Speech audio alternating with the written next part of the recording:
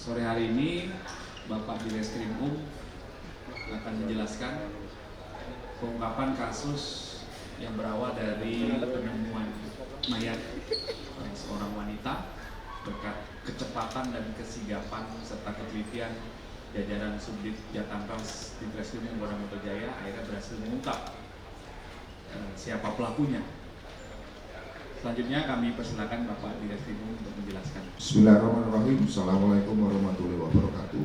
Selamat siang dan salam sejahtera bagi kita semua yang saya hormati Pak Kabitumas, Bapak Subdit Jatantras, rekan-rekan media yang berkesempatan hadir. Pada kesempatan yang baik ini, kami dari jajaran Direktorat Reskrimum Polda Metro Jaya akan melakukan rilis terhadap pengungkapan kasus dugaan pembunuhan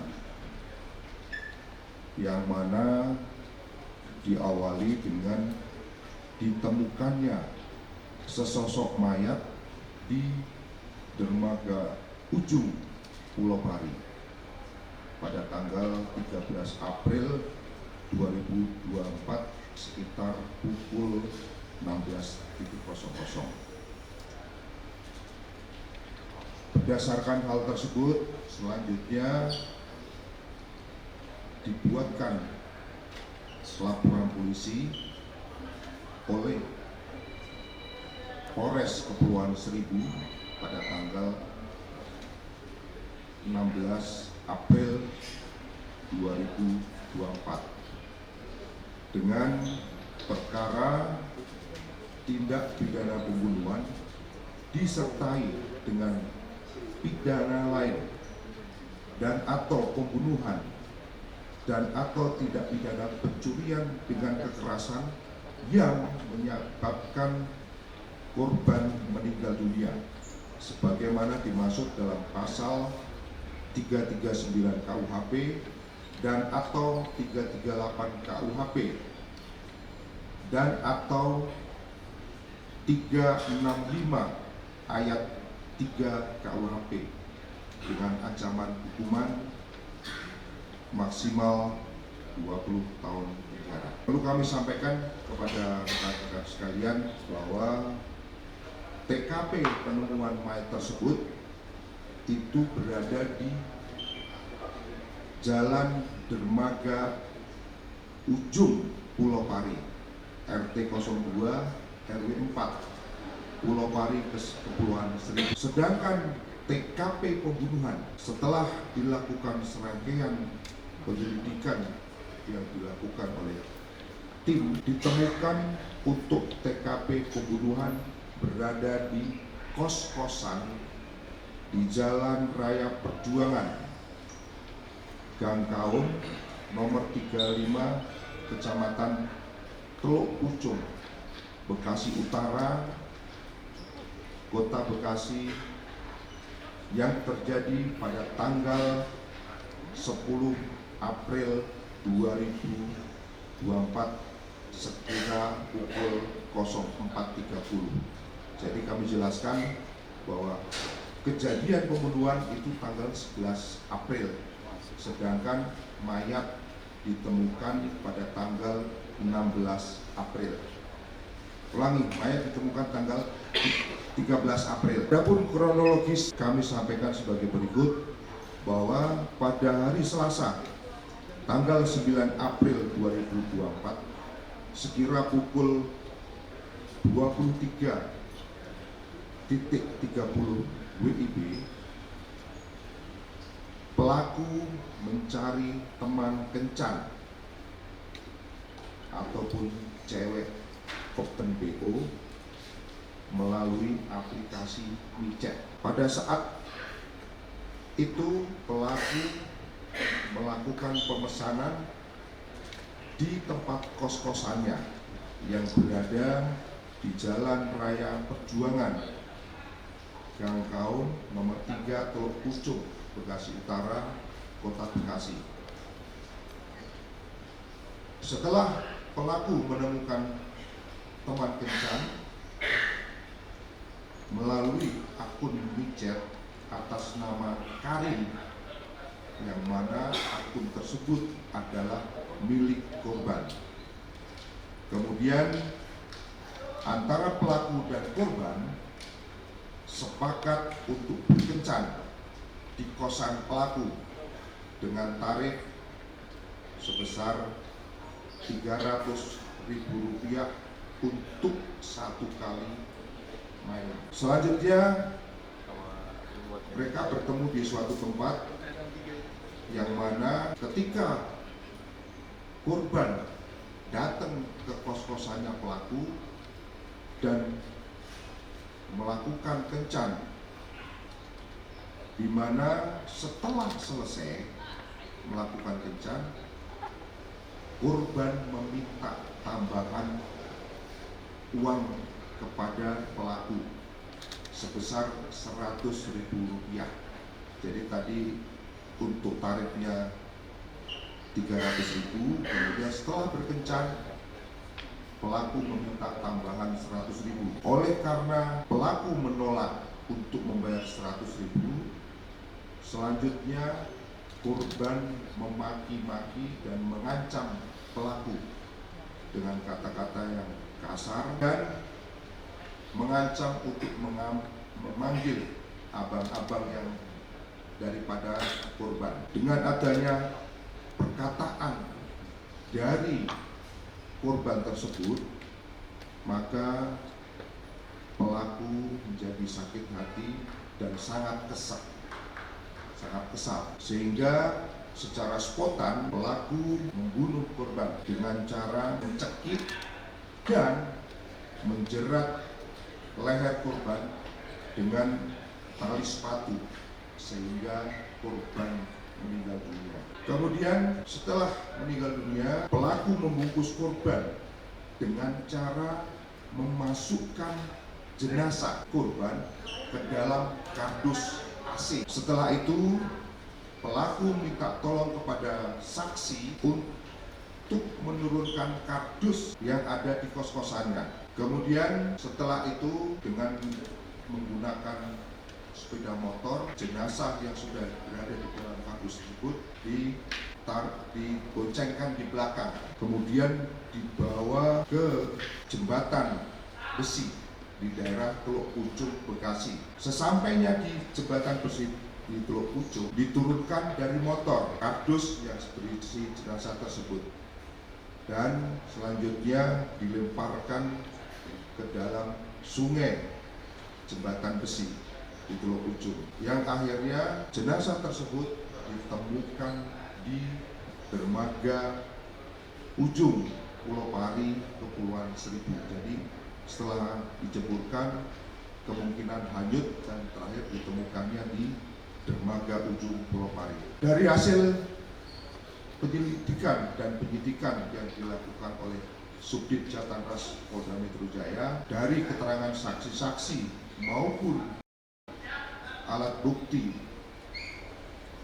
kemudian dilakukan analisis secara mendalam, maka Polri dalam hal ini tim Subdit Jatanras Polda Metro Jaya berhasil mengidentifikasi pelaku, di mana pelaku tersebut dengan inisial NYP atau sering dipanggil dengan nama Niko. Adapun berdasarkan keterangan pelaku diperoleh fakta bahwa antara pelaku dan korban tidak kenal sebelumnya, yang mana pelaku hanya mengenal lewat aplikasi OpenBO, yaitu aplikasi micet. Kemudian pelaku menghubungi akun micet Karim milik korban.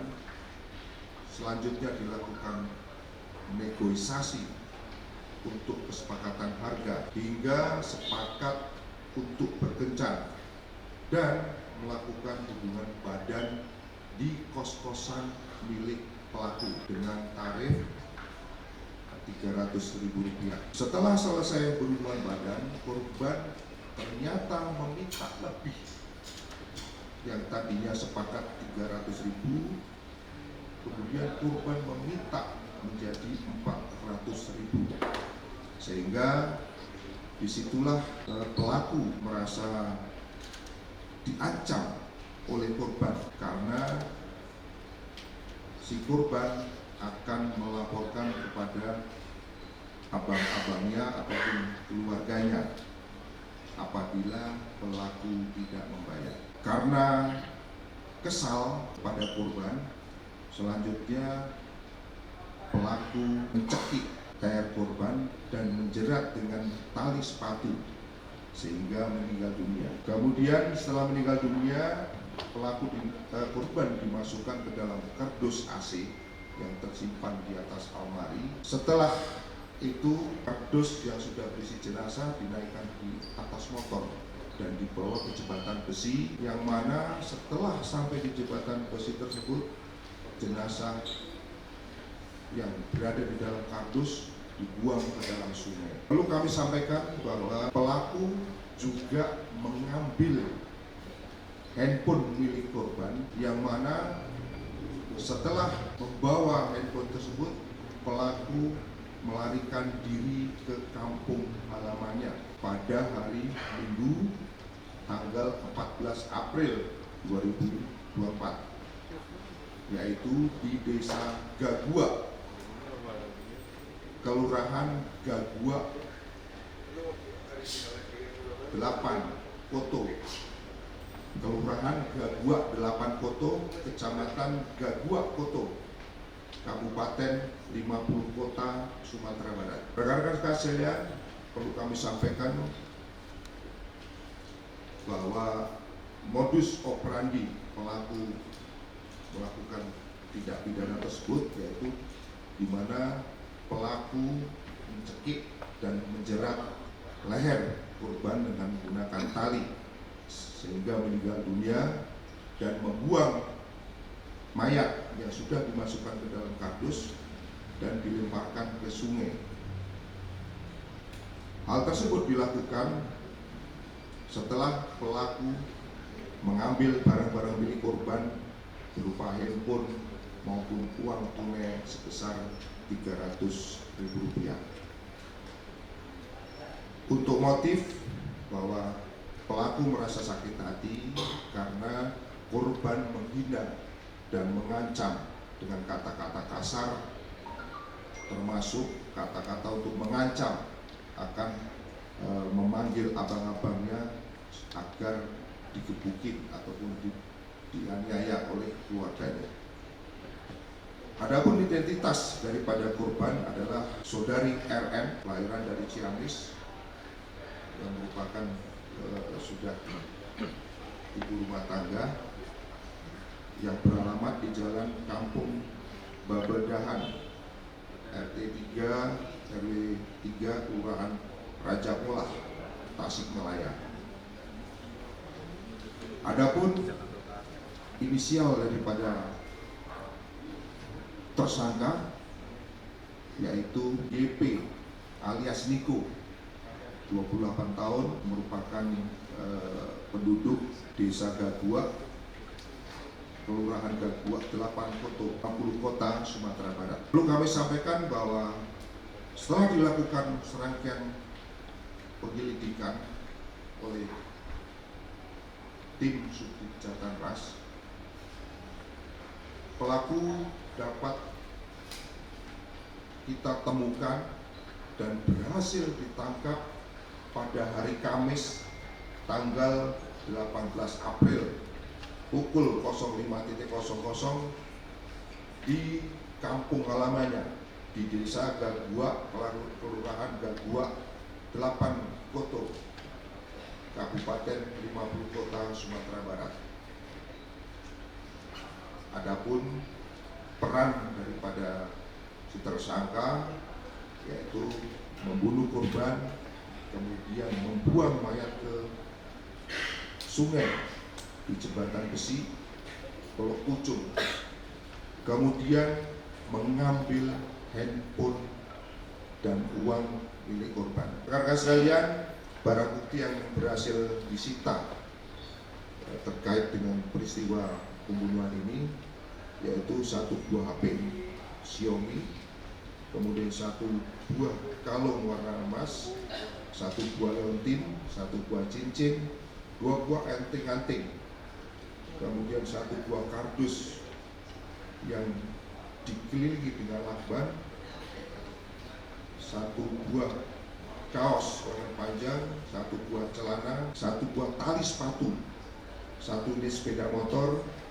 1 buah lakban, dan 1 buah tisu magic. Dan barang bukti yang sudah disita ini sudah kami tampilkan di depan. Untuk sepeda motor kami titipkan di ruang penitipan barang bukti. Mungkin ini saja perlu kami sampaikan terkait dengan pengungkapan yang dilakukan oleh Subdit Jatanras Polda Metro Jaya. Tentunya kita berharap bahwa kasus ini akan kita proses tuntas untuk bisa memberikan rasa keadilan.